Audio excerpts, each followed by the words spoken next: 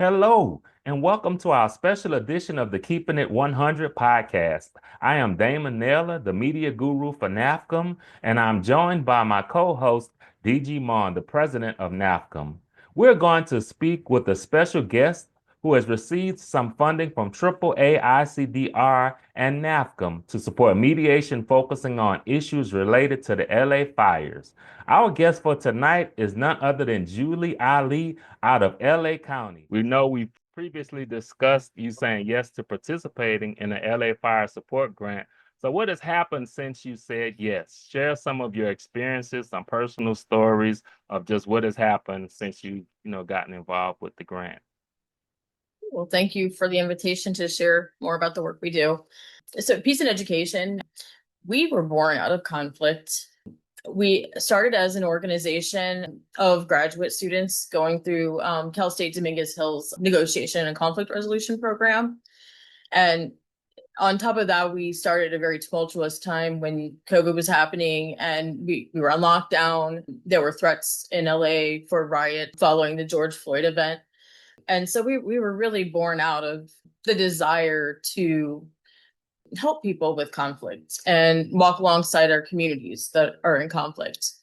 And so we had found our way into spaces like policing and healthcare. So when the opportunity came about to look at a natural disaster, it was really an honor to be part of the process of looking at, how we can insert conflict resolution into that, because it was something a little bit new for us. We hadn't really specifically worked on conflict resolution.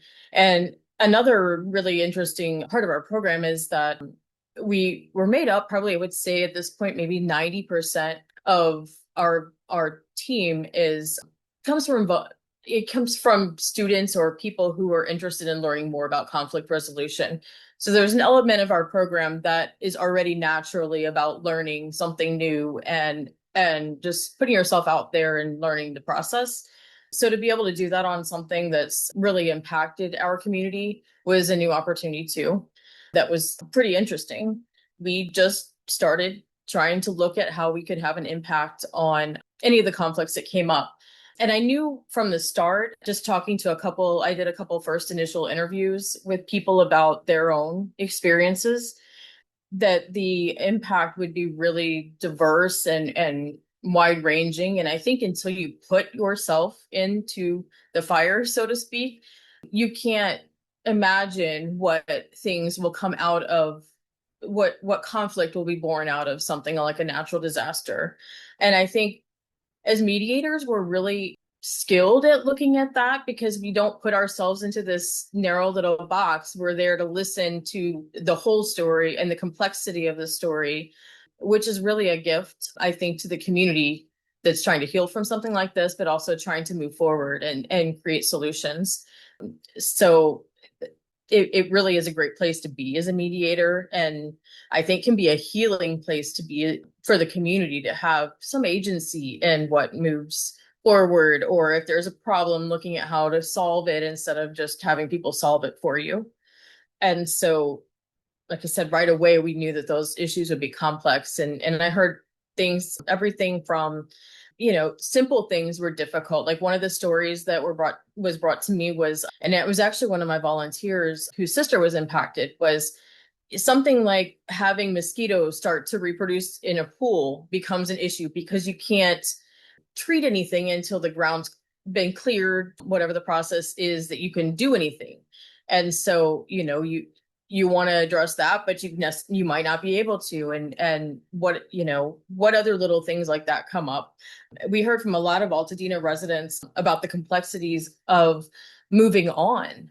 And initially, though, we all knew we would hear concerns around insurance payouts and claims and how that was being processed and dealt with. But moving on from a fire is not something you do tomorrow. Altadena is still really quite barren. I mean, there's been so many houses in our communities in LA that are gone, and it takes a while to rebuild. And a lot of the residents in Altadena are older and don't want to wait the time it takes to move and rebuild. So they've moved on, and we've heard a lot of stories about and questions really about what does that mean to the community because of the magnitude of homes that have been lost. It can't help but change the community.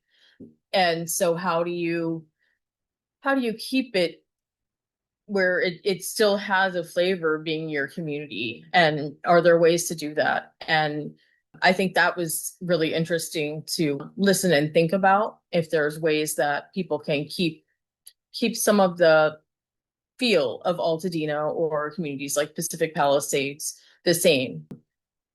And I think that's where community dialogue can have an impact as well. Like, do people have ideas?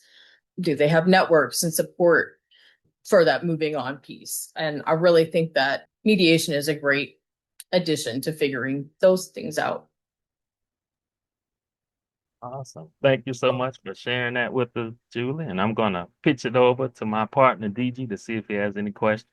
You talked about facilitate some of these community dialogues. Is there any particular story that resonated with you or made you either rethink the commitment or strengthen your commitment to offer these type of services for those impacted by natural disaster? Do you remember any story that may have come to mind? I do. We had and this is the part that really made me think about the community aspect of the larger impact. We had an opportunity to sit in on a listening session in the community. And what really struck me and stuck with me was people's impact about losing not just their community as in their homes or their schools or churches or whatever we think about when we think about community, but losing their support network that they have as a community is that broader piece. I think that sticks with me in rebuilding a community. It's sort of like a fractured element of a community where some people have moved on and some people have not. And that takes time. And I think any mediation around fires takes time too. There's different stages that we go through. And peace and education, we'd love to be there at every stage. And we would really love to be a part of those takeaways that we learn from a natural disaster. We'd love to find the right community partner that really wants to look at how do we take things that have come up and that we've learned from this and bank them, collect them so that if this happens again, natural disasters are not a new thing in LA. We have fires, we have earthquakes. I mean, this one was of such a magnitude, but what if we were ready the next time and we didn't have the back and forth and darn it, I wish people didn't always think about town halls as the solution for some of these things, because mediators are really skilled at reframing that in a way that takes away some of the aggressiveness that goes back and forth and concentrates on the solution building part of it. And the democratic part of communities having a voice in their healing and their rebuilding and the things that they need. And I know my team and I know my colleagues on this project as well, they're very skilled at listening and really program evaluation of how we can fix things and how, and sometimes there's surprises. Sometimes it's just a small little thing. Like I've thought about, there's been a lot of times in the news that I had seen that people were dropping off too many clothes. What if they could think through a process so we better know what people need and we know when, okay, we've already met that need. Or maybe it's getting water to firefighters. People were wanting to drop off water, but the firefighters are having to move around, and that's almost like extra, baggage to carry around. So I would really love to find opportunities to grab some of those takeaways before they're gone and record them. So I'm hearing it's not just one house at a time that needs to be rebuilt, but a whole community that needs to be rebuilt. And that is the role and the function of your information center. Thank you, Julie. Thank you. Thank you for the opportunity. Yeah. And I just have one question, Julie, to throw at you there.